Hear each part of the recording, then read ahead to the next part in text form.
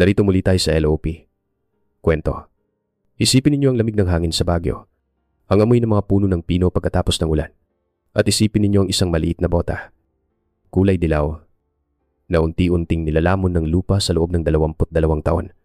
Ito ang tanging naiwan sa misteryosong pagkawala ng mag-amang imperial noong taong 2002. Ngayon, ang bota ay natagpuan na. Ang kalansay ng ama ay nahukay na. Ang matandang pumatay sa kanya ay umamin na sa kanyang kasalanan. Maaaring isipin ng lahat na dito nagtatapos ang kwento. Ngunit dito pa lamang ito nagsisimula. Dahil ang kwentong ito ay hindi tungkol sa isang simpleng pagpatay.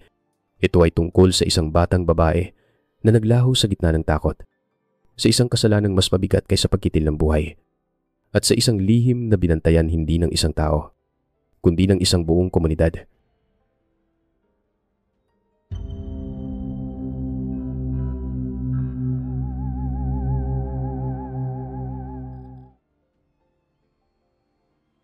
Kabanata 1, ang munting bota sa ilalim ng mga lagas na dahon.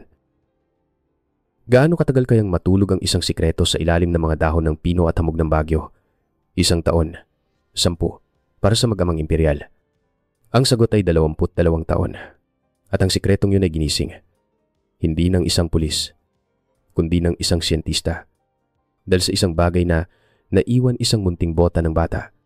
Ang pangalan niya ay Dr. Elena Santos. Nasa mga 40 na siya.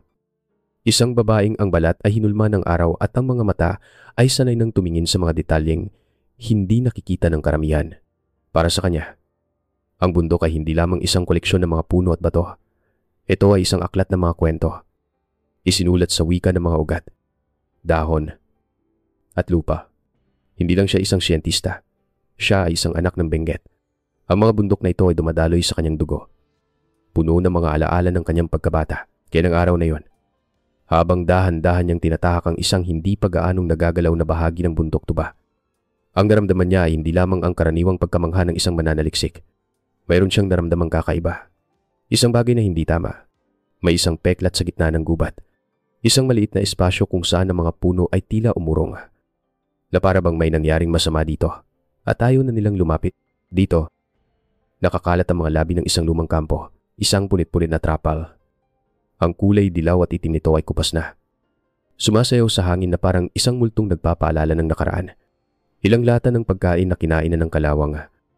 Ang mga etiketa nito ay matagal nang binura ng ulan. May isang pakiramdam ng biglaang pag-alis.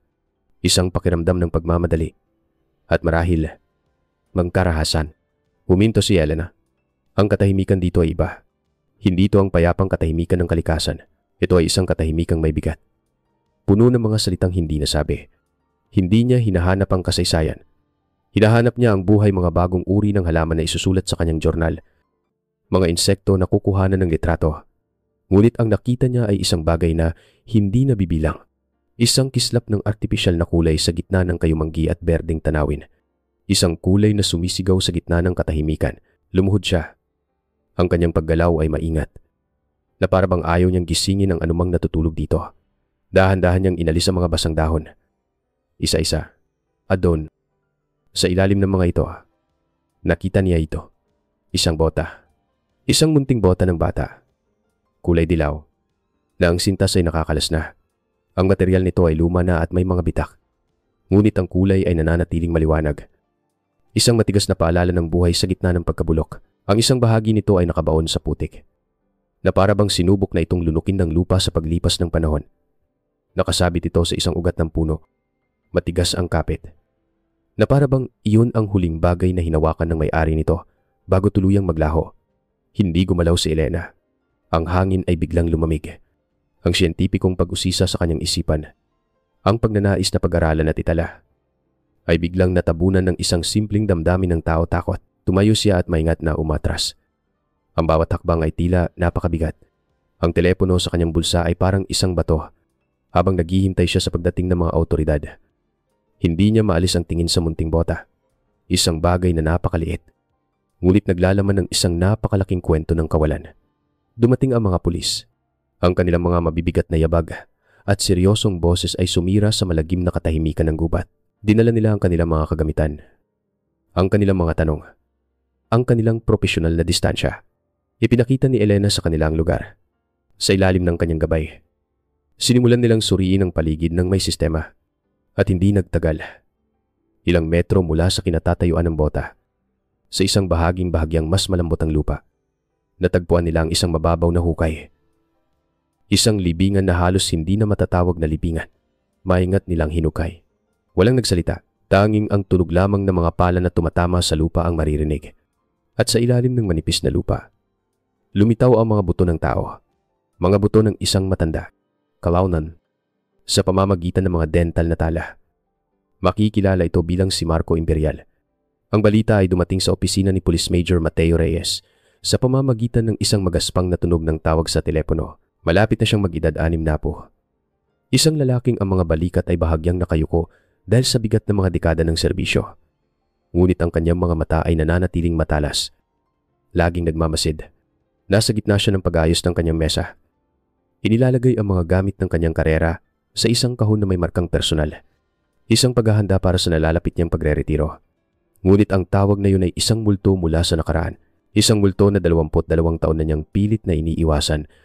Ang pangalang Imperial ay bumagsak sa linya na parang isang bato. Ang kaso ng mag-amang Imperial. Ang kanyang pinakamalaking kabiguan. Hindi siya nag-aksaya ng oras. Ang mga plano sa pagre-retiro ay biglang naglaho. Dumiretso siya sa pinangyarihan. Ang hangin sa bundok ay malamig. Ngunit hindi yun ang dahilan ng panginginig na kanyang naramdaman habang naglalakad siya sa gubat. Ang bawat hakbang ay tila isang pagbabalik sa nakaraan. Dinaanan niya ang kanyang mga tauhan na abala sa kanilang gawain. Dinaanan niya ang lugar kung saan natagpuan ang mga buto. Na ngayon ay nababakuran na ng dilaw na tape. Ang kanyang mga mata ay nakatuon lamang sa isang bagay. Ang ebidensya. Ang munting bota. Na ngayon ay maingat nang nakalagay sa loob ng isang malinaw na supot ng ebidensya.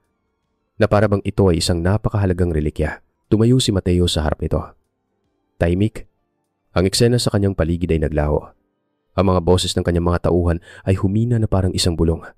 Ang tanging nakikita niya ay ang kupas na dilaw na kulay sa loob ng plastik. Ang bawat gasgas, ang bawat tibla ng tela, ay tila humihila sa kanya pabalik sa panahon. Hindi ito isang ordinaryong bakas. Para sa kanya, ito ay isang susi. Isang susi na magbubukas ng isang kwartong matagal nang nakasara sa kanyang isipan. Isang kwartong puno ng mga tanong na walang sagot at ng bigat ng isang pangakong hindi natupad. Hawak ang supot ng ebidensya. Hindi lang isang bakas ang dala ni Mateo. Dala niya ang isang pinto. Isang pinto pabalik sa nakalipas na 22 taon. Kabanata 2 ang mga multo ng nakaraan. Ang dilaw na bota sa kamay ni Mateo ay unti-unting lumabo. Ang imahe nito ay natunaw na parang hamog sa umaga sa kanyang isipan. Napalitan ito ng isang larawan, isang kupas na litrato mula sa isang lumang folder ng kaso na amoy alikabok at nakalimutang panahon. Ang nakangiting mukha ni Angel Imperial, 7 taong gulang, na may 2 tirintas sa buhok na parang mga pakpak ng paru-paro. Walang kamalay-malay sa aninong papalapit sa kanyang buhay. Taong 2002, yun ang taon kung kailan dumating si Marco Imperial sa Baguio. Hindi tulad ng isang turista na humahanga sa lamig ng klima, kundi tulad ng isang mananakop, dala niya ang hangin ng Maynila mabilis, mainit, at walang pasensya. Isang lalaking nakabihis ng mga mamahaling damit na katad at sapatos na makintab. Mga bagay na sumisigaw ng karangyaan ngunit bulong lamang sa harap ng katahimikan ng kabundukan. Ang kanyang boses ay laging may kumpiyansa ng isang taong sanay na ang pera ang nagpapatakbo sa mundo. Para sa kanya, ang bundok ay hindi isang sagradong lugar. Ito ay isang pag-aari na hindi pa nadidiskubre. Isang hilaw na materyales na naghihintay na mabago at pagkakitaan. Ang kanyang plano ang Imperial Mountain Haven. Isang maluhong resort na may mga swimming pool na pinainit at isang golf course na laging luntian na itatayo sa mismong puso ng kabundukan. Sa kabilang panig, may isang lalaking hindi nagsasalita ng marami. Ngunit ang bawat salita niya ay may bigat ng maraming henerasyon. Si Yasilakan, isang pinuno ng tribong Igorot na kinikilala ng lahat. Hindi dahil sa kayamanan, kundi dahil sa karunungan. Ang kanyang mga mata ay malalim, na parang naglalaman ng lahat ng kwento ng kanyang mga ninuno. Hindi siya kailanman sumigaw sa mga pagpupulong. Ngunit ang kanyang presensya ay sapat na upang magbigay ng katahimikan at respeto. Siya ang tahimik na tagapag-alaga ng kanilang ancestral domain, ang lupain ng kanilang mga ninuno. Para sa kanya, ang lupa ay hindi pag-aari ng tao.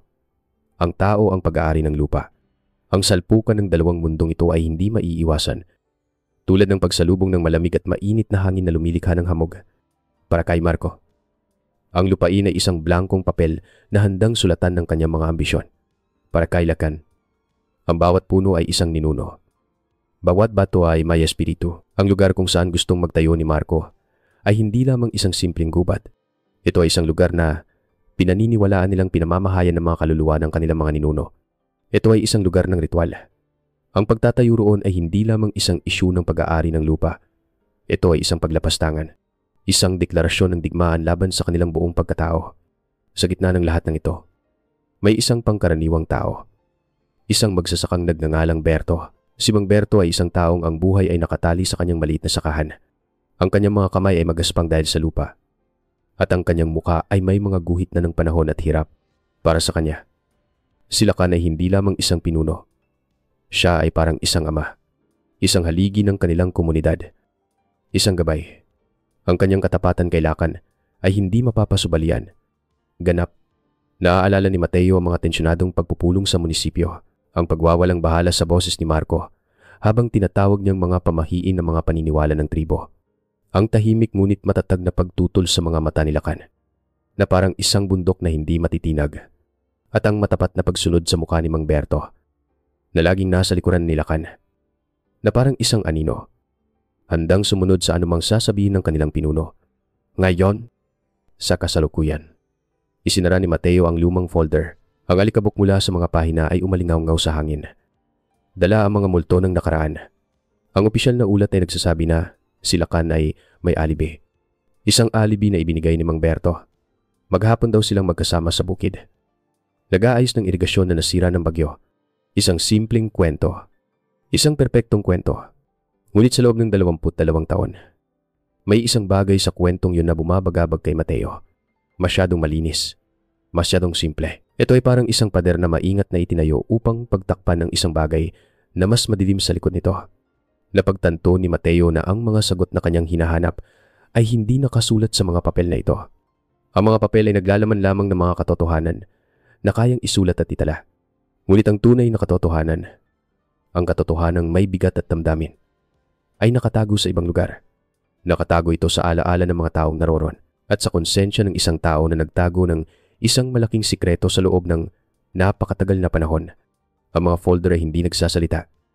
Bulong niya sa sarili, habang nakatingin sa labas ng bintana, sa mga bundok na nakatayo ng tahimik, na parang nagtatago ng sarili nilang mga lihim. Ang sagot ay nasa kay Mang Berto. Kabanata 3, ang bigat ng isang kasinungalingan. Ang desisyon ay nabuo na. Kinabukasan, ang lumang sasakyan ng pulisya ni Mateo ay hindi lumiko patungo sa forensic laboratory, kung saan naghihintay ang mga modernong pagsusuri at malamig na datos. Sa halip, lumiko ito sa isang makitid na daan ng lupa, na humahantong sa isang lugar kung saan ang oras ay tila huminto. Isang lugar na hindi pa gaanong naaabot ng pagbabago. Ang maliit na bukid ni Mang Berto. Natagpuan ni Mateo si Mang Berto sa labas ng kanyang maliit na bahay na gawa sa kahoy. Nag-aayos ng isang sirang upuan. Ang dating matipunong magsasaka ay isa ng matandang lalaki na kuba na ang likod at nanginginig na ang mga kamay. Bawat galaw niya ay may kasamang pag-iingat, na parang isang babasaging bagay. Ngunit ang kanyang mga mata, nang makita niya si Mateo na bumababa sa sasakyan, ay nagpakita ng isang pamilyar na kislap ng paggalang. At isang bagay pa, isang bagay na parang isang aninong mabilis na dumaan isang anino ng takot na 22 taon na niyang itinatago. Major, bati ni Berto. Ang kanyang boses ay bahagyang paos. Pinunasan niya ang kanyang mga kamay sa kanyang pantalon. Isang kilos na nagpapakita ng kaba. Berto, sagot ni Mateo. Ang kanyang boses ay malumanay, na parang nakikipag-usap sa isang matandang kaibigan. Pwede ba tayo mag-usap sandali? Hindi ito isang interogasyon. Ito ay isang pagbisita. Inanyayahan ni Berto si Mateo sa loob at ipinagtimpla siya ng isang tasa ng mainit na kape barako. Ang matapang na amoy nito ay pumuno sa maliit na silid. Umupo sila sa dalawang upuang gawa sa kawayan, sa harap ng isang bukas na bintana na may tanawin ng lunti ang bundok. Sa loob ng ilang minuto, ang pinag-usapan nila ay mga simpleng bagay ang lagay ng panahon. Ang presyo ng gulay sa palengke, ang pananakit ng kanilang mga kasukasuan na sinyalis ng pagtanda. Ipinakita ni Mateo ang kanyang respeto. Hindi siya nagmadali. Alam niyang ang katotohanang 22 taon nang nakatago ay hindi maipipilit na lumabas. Pagkatapos ng isang mahabang katahimikan, na tanging ang huni ng mga ibon sa labas ang maririnig, tumingin si Mateo sa malayo. Sa tuktok ng bundok na nababalot ng ulap, naniniwala ka ba sa mga espiritu? Berto, tanong niya. Ang kanyang boses ay halos isang bulong. Sabi nila, ang kaluluwa ng isang bata, lalo na't nawala ng biglaan, ay hindi makakahanap ng kapayapaan hanggat hindi natatapos ang kanilang kwento. Naniniwala ka ba roon? Ang mga salitang yun ay hindi isang akusasyon. Ngunit tumama ito kay Berto na parang isang malakas na sampal. Ang kanyang mga kamay na may hawak sa tasa ng kape ay nagsimulang manginig ng husto. At ang kape ay bahagyang natapon sa kanyang mga luma ng pantalon. Hindi siya sumagot. Tumingin lang siya sa labas ng bintana. Ang kanyang mga mata ay tila nakakakita ng isang bagay na matagal nang nakaraan. Isang multo na laging bumibisita sa kanya sa gabi. Hinintay ni Mateo. Ito ang pinakamahalagang bahagi. Ang katahimikan sa katahimikang yon. Narinig niya ang pag-aalangan, ang pagdadalamhati, ang bigat ng isang kasinungalingan. At sa wakas, bumagsak ang pader na maingat na itinayo ni Berto sa loob ng 22 taon. Ang mga luha na matagal nang pinipigilan ay nagsimulang dumaloy sa mga guhit sa kanyang muka. Hindi kami magkasama noon, Major, sabi niya. Ang kanyang boses ay basag at nanginginig. Nasa bahay lang ako. Dumating siya noong gabing yon. Huli na. Ang damit niya ay puno ng putik. At ang mga mata niya, puno ng takot. Anong sinabi niya, tanong ni Mateo. Ang kanyang boses ay nananatiling mahinahon, na parang nag-aalaga ng isang sugat. Wala siyang sinabing pumatay siya. Sagot ni Berto. Paulit-ulit na umiiling na parang sinusubukang iwaksi ang isang masamang alaala. Paulit-ulit lang niyang sinasabi. Naitaboy ko na ang lumapastangan. Pero ang bata, tumakbo, Yongland. At pagkatapos, humingi siya ng tulong sa akin. At ako, dahil sa aking katapatan sa kanya, sa aming pinuno, ay tumulong. Nagsinungaling ako para sa kanya. Isang bagong binhi ng pagdududa ang itinanim sa isipan ni Mateo. Hindi pinatay, tumakbo. Ang kwento ay biglang nagbago. Nagsimulang gumaan ang bigat sa dibdib ni Berto. Ngunit napalitan ito ng sakit ng katotohanan na sa wakas ay nasabi na ang kasinungalingan ay naglaho na. Umalis si Mateo. Iniwan si Berto sa kanyang pag-iisa. Isang taong napalaya ngunit nasasaktan pa rin. Ngayon, si Mateo ay hindi lamang may isang suspek. Mayroon siyang isang mas malaking misteryo habang nakaupo siya sa kanyang sasakyan. Tinitingnan ng malayong bahay nila kan sa bundok. Alam niyang ang susunod na hakbang ay kailangan niyang gawin ng mag-isa. Ang batas ay may mga pamamaraan. Ngunit ang puso ng tao ay may sariling landas. Ang bigat ng isang kasinungalingan ay maaaring tumagal ng ilang dekada. Sa inyong buhay, naranasan niyo na bang magtago ng isang sikretong napakalaki na binago nito kung sino kayo iwanan ang inyong mga saloobin? Sa komento sa ibaba. Gusto naming marinig ang inyong kwento. At huwag kalimutang mag-subscribe sa channel upang samahan kami sa pagtuklas ng huling katotohanan sa susunod na kabanata. Kabanata 4, ang pag-amin ni Pinuno. Ang mga salita ni Berto ang bata. Tumakbo ay umalingaw-ngaw pa rin sa isipan ni Mateo habang sinisimulan niyang lakarin ng makitid na daan patungo sa tirahan ni Lakan. Hindi ito isang operasyon ng pag-aresto. Ito ay isang paglalakbay pabalik sa nakaraan. Isang pagtatangkang unawain ang isang trahedyang matagal nang nakabaon. Ang hangin ay malamig at ang tanging naririnig ay ang kaluskos ng kanyang mga paa sa mga tuyong dahon. Isang tunog na parang mga bulong mula sa nakaraan. Ang bahay ni Lakan ay isang simpleng kubo na gawa sa kahoy at kawayan. Nakatayo sa isang maliit na patag na bahagi ng bundok. Mula rito, tanaw ang buong lambak na parang isang mapagmasid na agila. Natagpuan ni Mateo si Lakan sa beranda. Nagpuputol ng kahoy na panggatong. Ang mga paggalaw niya ay mabagal at may katiyakan. Tulad ng dati. Ngunit ang dating malakas na pinuno, na ang likod ay kasing tuwid ng mga puno ng pino, ay isa ng matandang lalaki na payat na. At may mga pilak na sa buhok. Hindi siya nagulat nang makita niya si Mateo. Itinigil niya ang kanyang ginagawa. Maingat na ipinatong ang palakol sa tabi. At tumingin kay Mateo. Walang takot sa kanyang mga mata. Tanging isang malalim na kapaguran. Na parang isang manlalakbay na sa wakas ay narating na ang dulo ng kanyang mahabang paglalakbay. Hinihintay na kita, Mateo, sabi niya. Ang kanyang boses ay mahina ngunit malinaw. Matagal na kitang hinihintay. Pumasok sila sa loob ng kubo Ang amoy ng mga pinatuyong halamang gamot at usok mula sa apoy ay bumalot sa hangin. Walang galit sa pagitan nila. Tanging ang bigat ng 22 taon. Umupo sila sa sahig na kawayan. Makaharap. Habang ang hangin ay marahang dumadaan sa mga siwang ng dingding. Bago pa man makapagsalita si Mateo, nagsimula ng magkwento sila kan. Na parang isang ilog na sa wakas ay nakahanap na ng daan palabas. Ako ang kumuha sa buhay ni Marco Imperial. Sabi niya. Ang kanyang mga mata ay nakatingin sa malayo, na para bang muling pinapanood ang mga pangyayari. Nilapastangan niya ang mga kaluluwa ng aming mga ninuno sa mismong lupain nila. Sinabi niyang ang aming mga paniniwala ay walang halaga. Ang galit ng bundok ay dumaan sa aking mga kamay. Isang mahabang katahimikan ang sumunod. Tanging ang pagputok ng kahoy sa apoy ang maririnig. Pagkatapos, nagpatuloy sila kan. At sa pagkakataong ito, ang kanyang boses ay nabasag. Puno ng isang sakit na hindi kailanman nawala. Pero ang bata, Angel, ang pinakamalaki kong kasalanan ay hindi ang pagpatay sa kanyang ama, kundi ang pagpapakita sa kanya noon. Nakita niyang lahat, ang takot sa kanyang mga mata.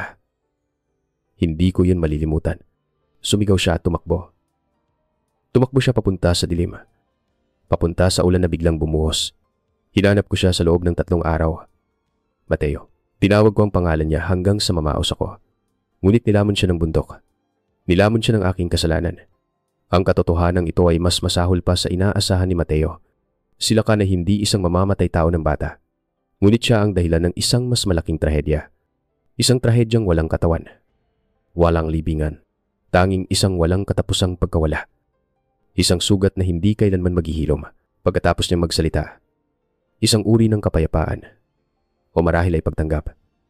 Ang bumalot sa mukha ni Lakan. Tumingin siya kay Mateo. At sa unang pagkakataon, nakita ni Mateo ang isang pahiwatig ng pagsuko. Hinilahad niya ang kanyang 2 kamay. Ang mga palad ay nakabukas. Handa na ako. Sabi niya, hindi ito dahil sa takot sa parusa. Ito ay dahil ito na lamang ang tanging paraan upang ang kanyang konsensya ay makahanap ng kahit kaunting kapayapaan. Ito na ang katapusan ng kanyang pagtatago sa sarili niyang bundok ng kalungkutan. Handa na siyang harapin ang batas ng mga tao. Dahil matagal na siyang hinatulan ng batas ng bundok at ng kanyang sariling puso. Hiniling niyang ikwento ang lahat mula sa simula. Bago sila umalis, isang huling pagbabalik tanaw sa araw na yon. Isang araw na sumira sa napakaraming buhay. Isang araw na babalikan natin sa susunod na kabanata. 5 bahagi ang alingawngaw ng bato at ang ulan. Ipinikit nila ka ng kanyang mga mata. At ang amoy ng mga pinatuyong halamang gamot sa loob ng kanyang bahay na yari sa tabla ay dahan-dahang naglaho. Nawala ang tunog ng hangin sa mga siwang ng dingding. Ang lahat ay napalitan ng isang alaala na mas matingkad pa kaysa sa kasalukuyan. Napalitan ito ng init ng araw sa isang hapon ng Oktubre. 22 taon na ang nakalipas. Ang hangin ay hindi na banayad. Ito ay mabigat. Puno ng tensyon na parang kuryenteng gumagapang sa balat. Ang katahimikan ng gubat ay hindi katahimikan ng kapayapaan, kundi katahimikan bago ang isang bagyo. Nakatayo si Marco Imperial sa gilid ng sagradong lupa. Ang kintab ng kanyang sapatos na gawa sa katad ay isang malinaw na insulto sa malambot at mamasamasang lupa ng bundok. Ang kanyang suot na polo na may tatak ay tila sumisigaw ng kayamanan sa isang lugar kung saan ang halaga ay sinusukat sa paggalang sa kalikasan. Sa likod niya, mahigpit na hawak ang kanyang kamay. I see. Angel, 7 taong gulang. Ang kanyang dilaw na bestida ay isang maliwanag na tuldok sa gitna ng luntiang tanawin. At ang kanyang dilaw na bota ay masayang tumatalon sa mga ugat ng puno. Ang kanyang mga mata ay malaki at bilog. Puno ng dalisay na pagkamangha sa mga higanting puno ng pino at sa mga kakaibang tunog ng mga kulisap. Hindi pa niya batid ang kuryenteng namumuo sa pagitan ng kanyang ama at ng matandang humarang sa kanilang daraanan. Si Lakan, nakatadyo si Jaron. Hindi gumagalaw, na parabang isa siyang bahagi na ng bundok. Ang kanyang katawan ay payat. Hinubog ng mga taon ng pagtatrabaho sa ilalim ng araw at ulan. Ngunit ito ay matatag. Walang sandata. Ang kanyang presensya lamang ang nagsilbing isang hindi matitinag na pader. Hindi kayo maaaring tumuloy dito. Ang sabi ni Lakan. Ang kanyang boses ay kalmado. Ngunit may bigat ito ng daan-daang taon ng tradisyon. Isang babala na hindi nakasulat ngunit nararamdaman. Isang tawang malakas at mapanghamak ang kumawala mula kay Marco. Isang tunog na sumira sa sagradong katahimikan. At sino ka para utusan ako? Matanda binili ko ang lupang ito. Bawat pulgada nito, mula sa mga batong ito hanggang sa pinakatuktok, ay pakari ko na.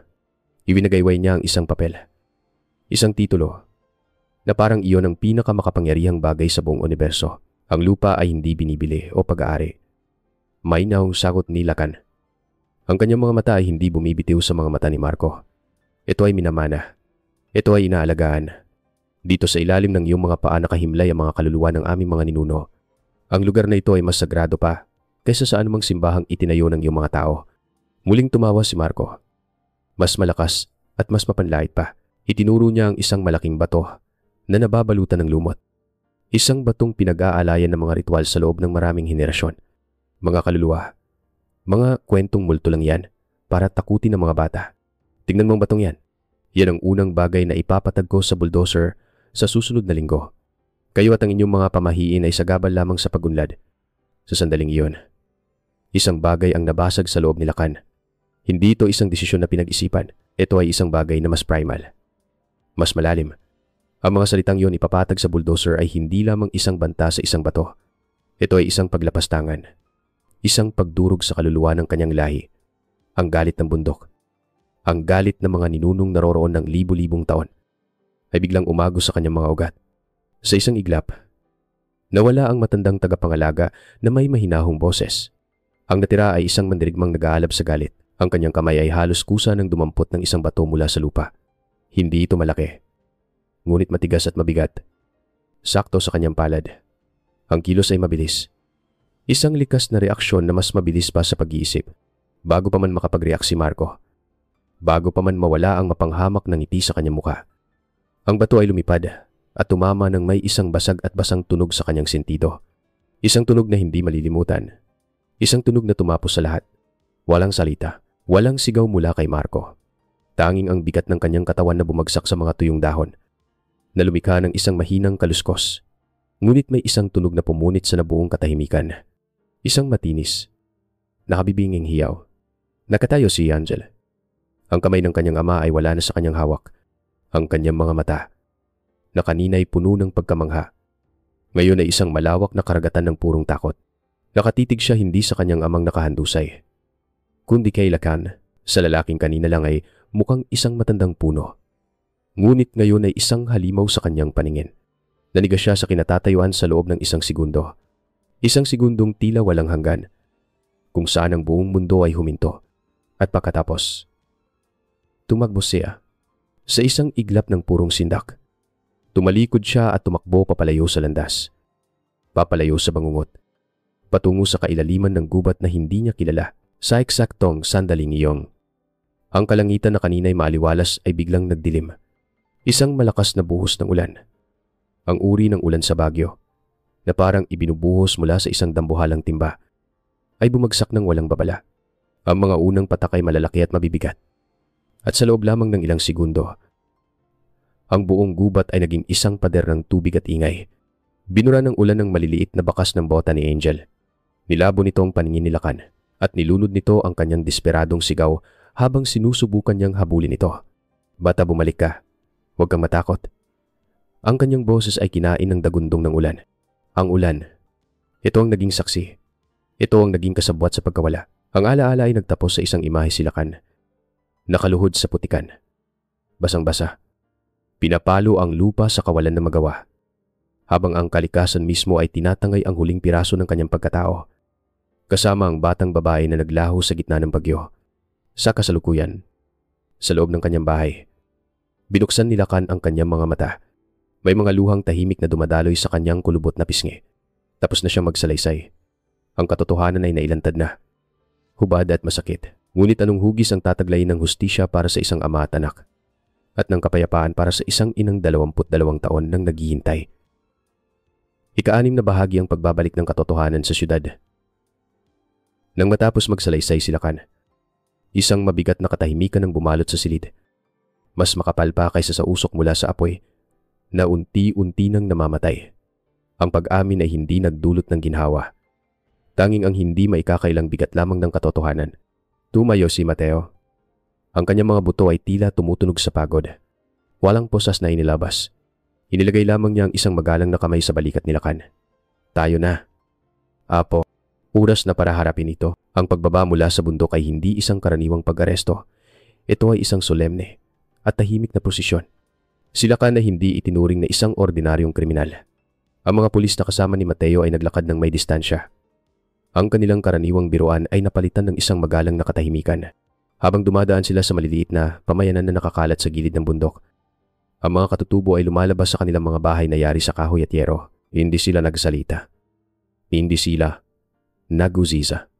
Yumuko lamang sila habang dumadaan ang kanilang lider, ang kanilang tagapagtanggol, na ngayon ay isang bilanggo. Ito ay isang huling paggalang.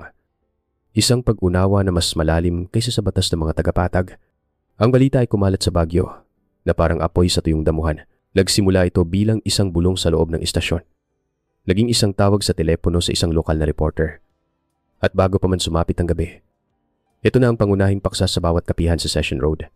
Ang kaso ng mga imperial na 22 taon nang natutulog sa mga lumang kabinet ng ebidensya ay biglang nabuhay na muli. At mas nakakagulat pa kaysa sa inaasahan, ang mga nakababatang henerasyon na lumaki lamang sa mga kwento tungkol dito ay puno ng kuryosidad. Ang mga matatanda na malinaw pa sa alaala ang insidente ay nagtatalo-talo. Muling binubuhay ang mga lumang teorya. Ngunit para sa komunidad ng mga katutubo, ito ay isang mabigat na katahimikan, isang kolektibong pagdadalamhati para sa isang lider at para sa isang trahedyang sumira sa kanilang lahat. Sa estasyon ng pulis, sa ilalim ng malamlam na ilaw ng kanyang opisina, umupo si Mateo sa kanyang lamesa. Sa harap niya ay ang luma, naninilaw, at marupok na case file. Muli niyang kinuha ang litrato mula rito. Si Isabel Imperial, kuha noong taong 2002. Isang magandang babae. May postura ng isang taong sanay sa karangyaan at kapangyarihan ng Maynila. Ang kanyang ngiti ay perpekto. Ngunit ang kanyang mga mata ay may bakas ng pagiging dominante. Ng isang taong hindi sanay na hindi nakukuha ang gusto. Inisip ni Mateo kung paano binago ng 22 taon nang kawalan ng kasagutan ng babaeng ito. Ang paderba sa kanyang mga mata ay mas tumibay. O tuluyan na itong gumuho, oras na para sa pinakamahirap na bahagi ng kanyang trabaho. Ang tawag sa telepono na magbabago sa lahat. Dinayal niya ang numero. Ang bawat tunog ng ring ay parang isang mabagal na pagtibok ng kanyang puso. Sa ika-4 na ring, may sumagot. Hello, isang boses ng babae. Malamig, formal, napakapraktisado. Tila nagtayo siya ng isang pader sa paligid ng kanyang puso sa loob ng maraming taon upang protektahan ang anumang natitira pa rito. Ginang Imperial, si Major Mateo Reyes po ito. Mula sa Baguio City Police Office, nagkaroon ng isang mahaba at mabigat na katahimikan. Maririnig ni Mateo ang sarili niyang paghinga. Opo, sagot ng babae sa wakas. Walang bakas ng anumang emosyon. May balita po ba kayo? Ang tanong ay parang isang linya mula sa isang script na paulit-ulit niyang binigkas sa kanyang isipan araw-araw. Sa loob ng 8,030 araw, huminga ng malalim si Mateo. Kinakalma ang kanyang sarili. Opo, Ginang Imperial. Mayroon po? Huminto siya. Pinipili ng mabuti ang kanyang mga salita. Natagpuan na po namin ang mga labi ng inyong asawa, si Marco Imperial. Katahimikan muli sa kabilang linya. Ngunit sa pagkakataong ito, narinig ni Mateo ang isang bahagyang halos hindi maririnig na paghinga. Parang pagpapakawala ng hangin na matagal nang kinimkim sa loob ng 22 taon. Walang pagkabigla, walang higbi. Naintindihan ko, sabi niya sa wakas. Ang boses ay puno ng isang uri ng pagod na hindi kayang gamutin ng tulog. Mayroon na bang umamin sa krimen? Dito na ang pinakamabigat na dagok. Ang katotohanang mas masakit pa. Isang lason na kailangan niyang ipainom. Opo, mayroon na po, sabi ni Mateo. Pinipilit na maging matatag ang kanyang boses. Ginang Imperial. Natagpuan po namin ang inyong asawa. Ngunit hindi po namin natagpuan ang inyong anak. Narinig niya ang isang biglaang paghinga sa kabilang linya. Isang tunog ng hangin na biglang naipit. Ayon po sa testimonya ng suspek, ang bata po ay tumakbo papasok sa gubat. Ito ang sandaling gumuho ang pader na itinayo ni Isabel. Ang katahimikan na sumunod ay hindi na kontrolado. Ito ay isang katahimikang puno ng sakit. Ng isang sugat na muling binuksan ng walang awa at binudburan ng asin. Tumatagal ito. 10 segundo. 20 segundo. Inakala ni Mateo na naputol na ang linya. Nang sa wakas ay magsalita si Isabel. Ang kanyang boses ay tuluyan ng nagbago. Wala na ang lamig. Wala na ang pagpipigil. Napalitan ito ng isang matigas at determinadong lakas. Isang lakas na isinilang mula sa abo ng kanyang huling pag-asa. Pupunta ako ni Kabaguyo. Hindi ito isang tanong. Ito ay isang deklarasyon. Hindi para sa hustisya ng kanyang asawa, na matagal na niyang itinuring na patay, kundi para sa isang kasagutan. Kahit gaano kaliit at kasakit. Sa sinapit ng kanyang anak, ibinaba ni Mateo ang telepono. Ang kanyang kamay ay bahagyang nanginginig. Nakaramdam siyang isa na namang bagyo na paparating. Hindi bagyo ng ulan, kundi isang bagyo ng emosyon na handa nang bumuhos sa tahimik na lungsod ng Baguio. Ikapitong bahagi. Ang hindi inaasahang pagtatagpo. Ang itim at marangyang sasakyan mula Maynila na marahang huminto sa harap ng luma at maliit na istasyon ng pulis sa Baguio ay isang malinaw na paglalarawan ng dalawang magkaibang mundong nagbanggaan. Ang babaeng bumaba ay hindi na ang babaeng mayabang at makapangyarihan mula sa lumang litrato. Ang kanyang damit, bagamat mamahalin, ay simple at kulay itim. Ang kanyang buhok ay may mga hiblanan ng pilak sa kanyang sentido. At ang kanyang mukha ay naglalaman ng isang mahinahon ngunit malalim na kalungkutan. Isang mapa ng 22 taon ng sakit na hindi maipaliwanag ng anumang salita.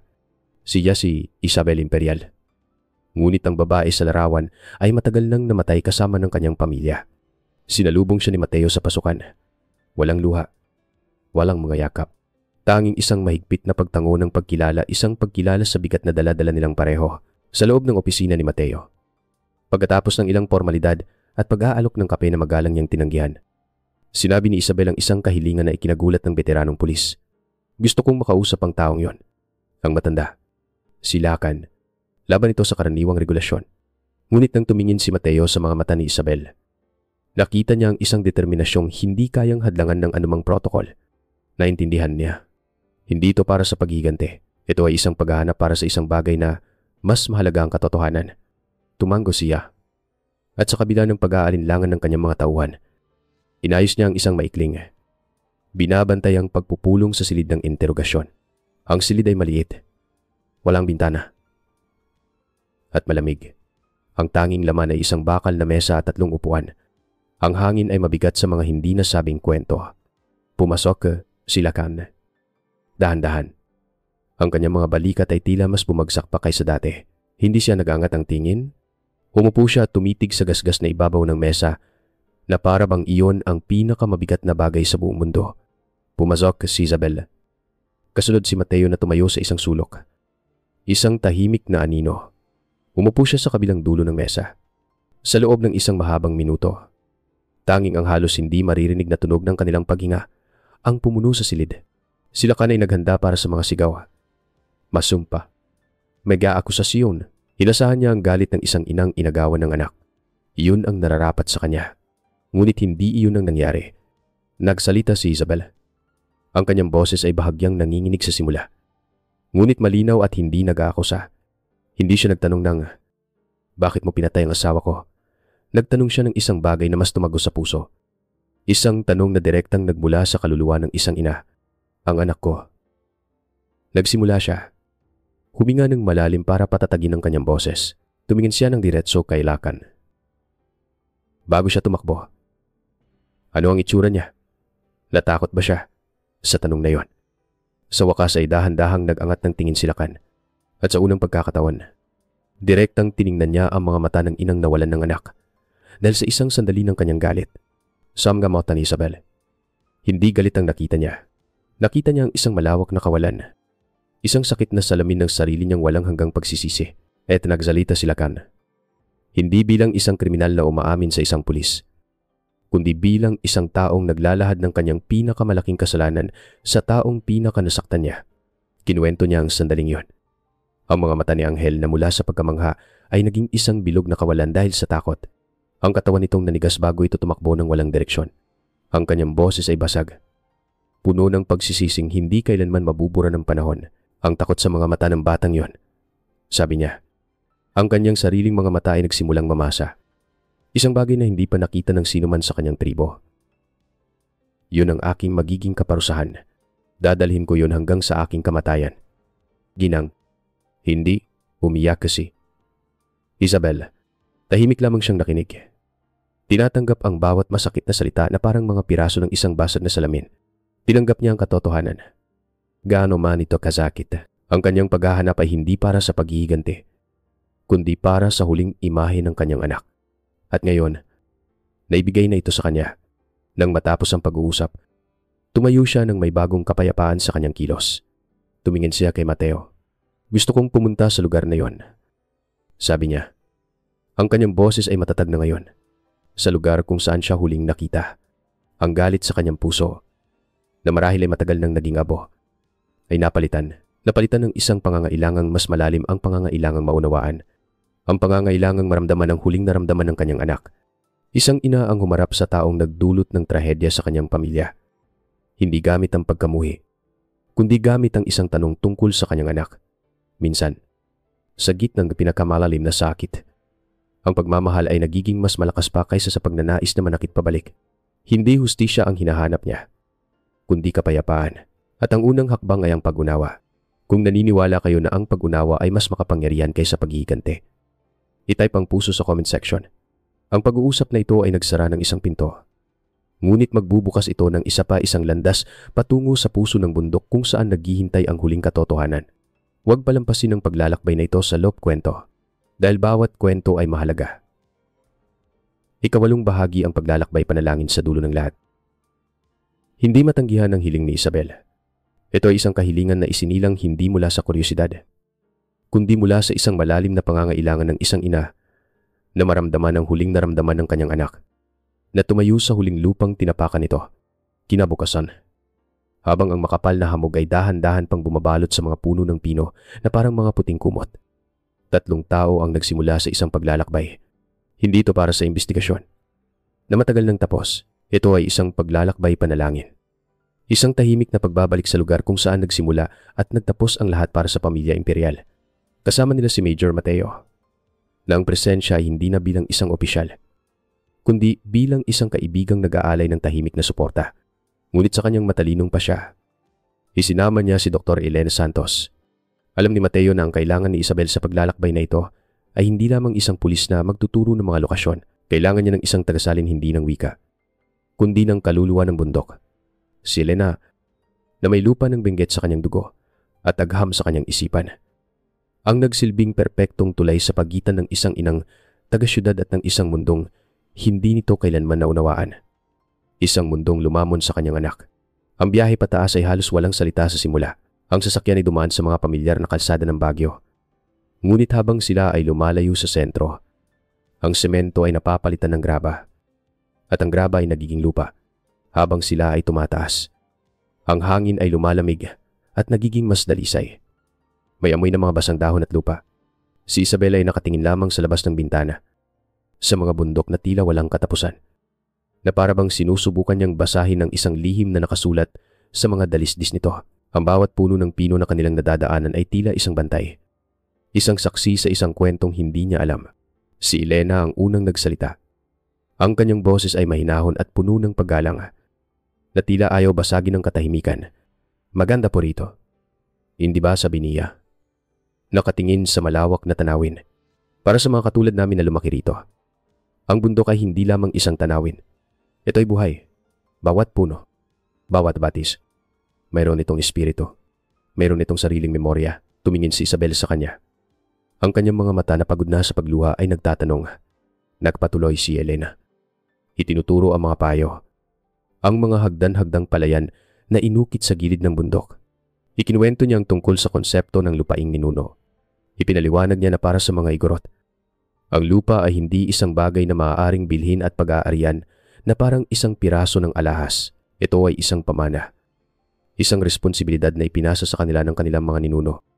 At isang responsibilidad na kailangan nilang ipasa sa susunod na henerasyon.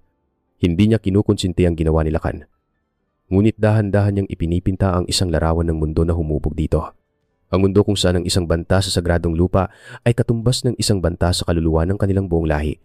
Ang galit ni Lacan, mahinang sabi ni Elena, ay hindi lamang galit ng isang tao sa kanilang paniniwala. Iyon ang galit ng bundok mismo na nagsalita sa pamamagitan niya. Nakinig si Isabel ng walang paghuhusga. Ang kanyang puso ay dahan-dahang bumubukas sa isang katotohanang hindi niya kailanman isinaalang-alang sa loob ng 22 taon. Ang kwento sa kanyang isipan ay simple at malupit.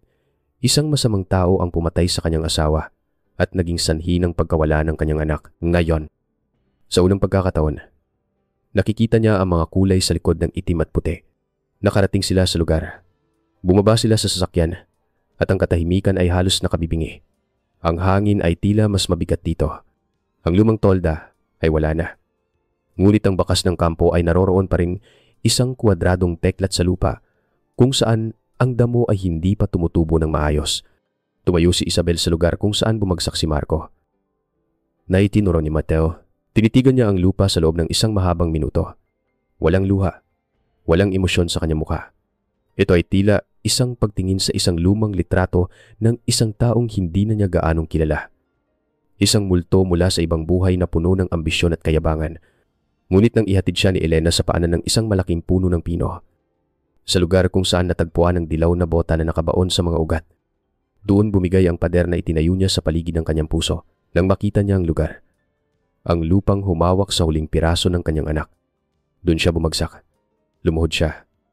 Ang kanyang mga kamay na may mamahaling singsing ay marahang hinaplos ang magaspang na lupa, na para bang maaari niyang maramdaman ang init ng paa ng kanyang anak sa ilalim nito. Ang mga luhang hindi niya inilabas para sa kanyang asawa ay bumuhos ngayon para sa kanyang anak. Tahimik ngunit walang tigil. Parang isang ilog na sa wakas ay nakahanap ng daan patungo sa dagat. Ito ang luha ng 22 taon ng pag-asa, takot at paghihintay. Pagkatapos ng mahabang panahon, tumayo siya. Tinulungan ni Elena. Ang kanyang mukha ay basang-basa sa luha. Ngunit ang kanyang mga mata ay may bagong kalinawan. Tumingin siya sa kakahuyan sa kanyang harapan siksik. Malalim, madilim, at walang pakialam. Isang dagat ng mga puno na walang simula at walang katapusan. Dito tumakbo si Angel. Papalayo sa takot. Patungo sa mas malaking takot. Sa unang pagkakataon, naramdaman ni Isabel hindi lamang ang sarili niyang sakit, kundi ang sakit ng kanyang anak. Naramdaman niya ang matinding takot ng isang 7 taong gulang na bata. Mag-isa sa isang malawak at nakakatakot na gubat. Habang ang langit ay nagbubuhos ng galit nito, naramdaman niya ang kawalan ng pag-asa.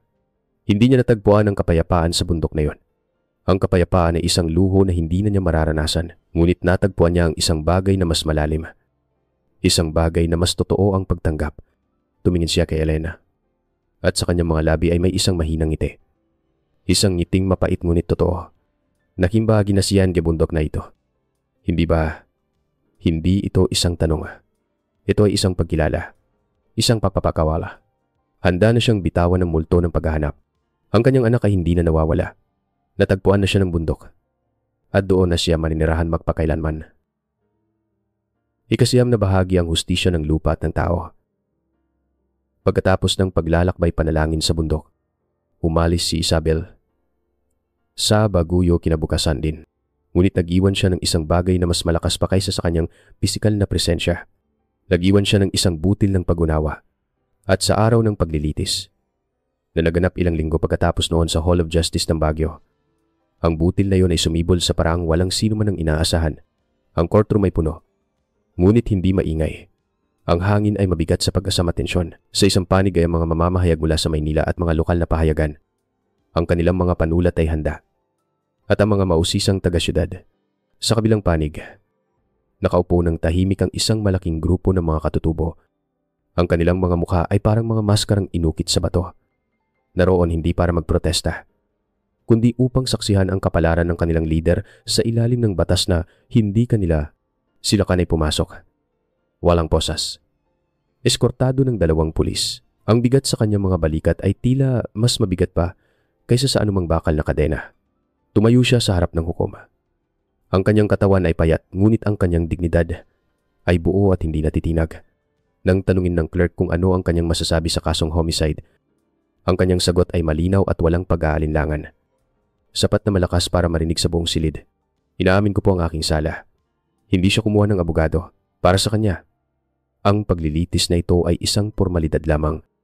Isang ritual ng mga tagapatag. Ang tunay na paghuhukom ay nangyayari sa loob ng kanyang kaluluwa, sa loob ng 8,000 araw. Ang lahat ay inaasahan na ito ay magiging isang mabilis na pagdinig. Isang pag-amin ng kasalanan. Isang mabilis na paglalahad ng ebidensya. at isang pagbasa ng sentensya, ngunit tinawag ng taga-usig ang kanilang pangunahing saksi. Nalumipad pa mula Maynila para lamang sa araw na ito si Isabel Imperial. Naglakad si Isabel patungo sa kinatatayuan ng saksi. Ang tunog ng kanyang mga sapatos ay umalingaw-ngaw sa tahimik na silid. Ang bawat hakbang niya ay may bigat at layunin.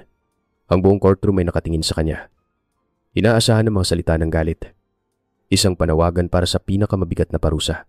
Inaasahan nila ang luha ng isang biyuda at isang inang nawalan. Ngunit ang ibinigay ni Isabel ay isang bagay na mas makapangyarihan ng katotohanan mula sa kanyang puso. Nagsimula siyang magsalita. Ang kanyang boses ay kalmado at matatag, na para bang matagal na niyang inihanda ang mga salitang ito. Ang aking asawa, si Marco, nagsimula siya, ay isang taong ambisyoso, isang taong naniniwala na ang lahat ay may presyo. Nakakita siya ng lupa at ang nakita niya ay kita. Hindi niya nakita ang mga kwento, ang mga espiritu, ang kasaysayan na nakabaon sa ilalim ng mga punong yon. Tumingin siya sa hukom. Hindi niya iginalang ang lupang ito. At dahil doon, hindi niya iginalang ang mga taong nagbabantay dito. Isang bulungan ang kumalat sa buong silid. Nagad pinatahimik ng gavel ng hukom. Mali po ang ginawa ni Apo Lacan. Nagpatuloy si Isabel. Ang paggamit niya ng salitang apo, isang termino ng paggalang para sa mga nakatatanda, ay nagdulot ng isa na namang pagkabigla sa mga nakikinig. Kinuha niya ang buhay ng aking asawa. At yun ay isang bagay na hindi na maibabalik.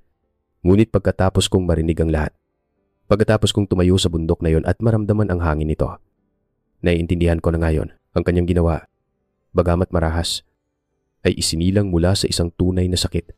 Isang sakit na dulot ng pakiramdam na ang iyong pinakamahalagang bagay sa mundo ay babastusin at wawasakin. Tumingin siya kay Lacan.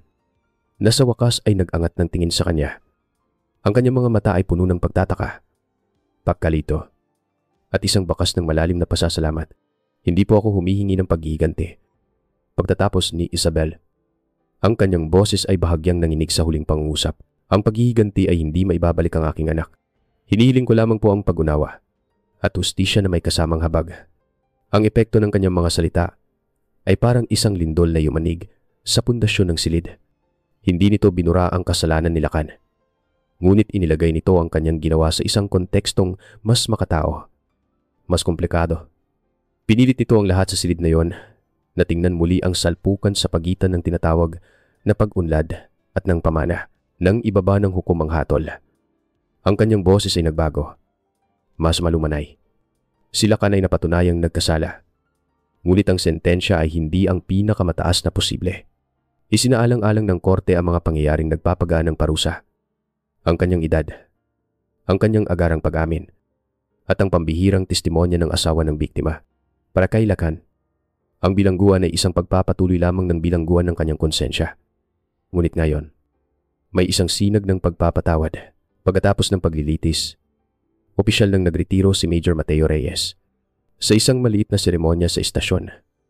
Ipinasa niya ang kanyang mga responsibilidad sa kanyang kahalili.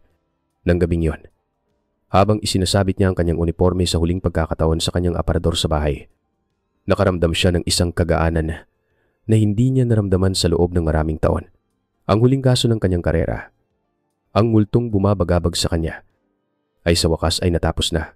Ang hustisya ng tao ay naisagawa na, kahit hindi perpekto. At sa paraang yon, naramdaman niya na ang hustisya ng lupa ay nagbigay na rin ng sarili nitong hatol. Ika-10 bahagi ang pondo ni Angel at ang mga bagong sibol sa bundok. Isang taon ang lumipas. Ang tag-ulan ay dumating at umalis. Hinuhugasan ng mga alaala ng lungsod at nag-iiwan ng bagong paglago para sa retiradong major na si Mateo Reyes.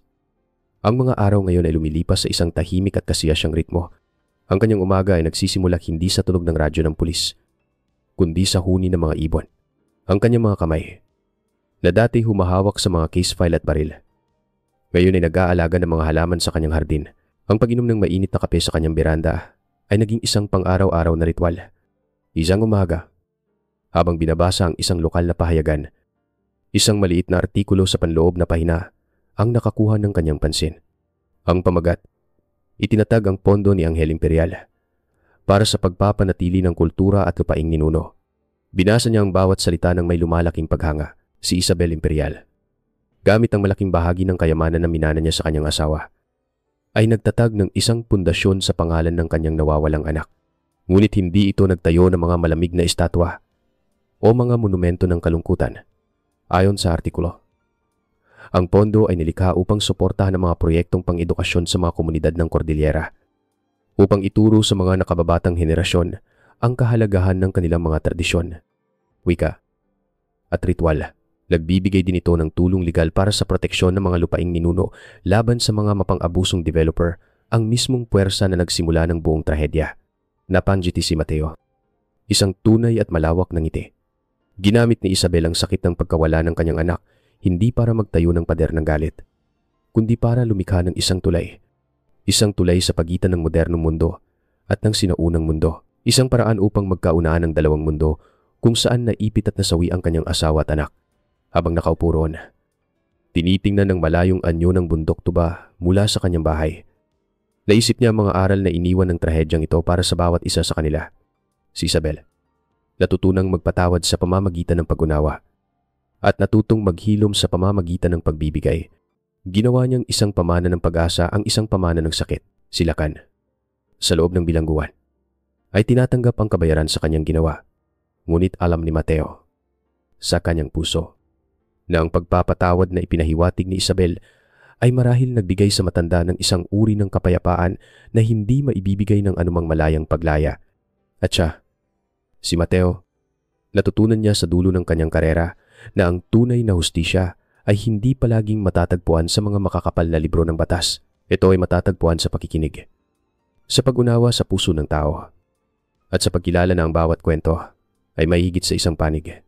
Ang kwento ay nag-iwan ng isang panghuling tanong. Hindi lamang para kay Mateo, kundi para sa ating lahat. Sa isang modernong mundo na laging sumisigaw ng pag-unlad at pagbabago, paano natin matitiyak na hindi natin maiiwanan ang paggalang sa nakaraan, sa mga paniniwala, at sa mga kaluluwang nakatali sa lupa? Ang huling imahe sa isipan ni Mateo ay ang bundok. Hindi na niya ito nakikita bilang isang crime scene o isang lugar ng kalungkutan. Nakikita niya ito bilang isang walang hanggang saksi. Isang tagapag-ingat ng mga kwentong mas matanda pa kaysa sa syudad. Naisip niya si Angel, hindi bilang isang biktima na nakahandusay sa gubat, kundi bilang isang malayang espiritu na ngayon ay bahagi na ng bawat puno, ng bawat bulaklak, ng bawat hamog sa umaga. Ang kanyang memorya ay hindi na isang multo, kundi isang inspirasyon. Tiniyak ng ginawa ng kanyang ina na ang kwento ng kanyang anak ay hindi magtatapos sa takot, kundi magpapatuloy sa pag-asa. Nagsimula ang trahedya sa isang taong nagnasang ang kinin ng bundok. Nagtapos ito sa isang taong natutong ibalik ang paggalang dito. At marahil, yun ang pinakamahalagang aral sa lahat. May mga sugat na hindi kailanman naghihilom, ngunit mula sa pinakamalalim na sugat, kung may sapat na pag-unawa at habag, ang mga bagong sibol ay maaari pa rin tumubo. Mas matatag at mas makahulugan kaysa dati. Maraming hugis ang hustisya. Para sa iba, ito ay rehas na bakal. Para kay Lacan, ito ay 22 taon ng konsensya.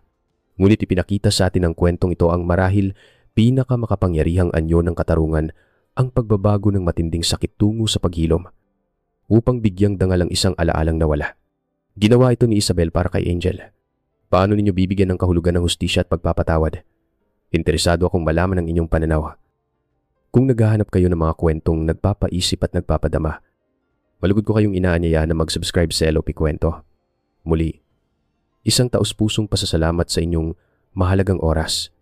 Isang karangalan ang maibahagi ang mga kwentong ito sa inyo.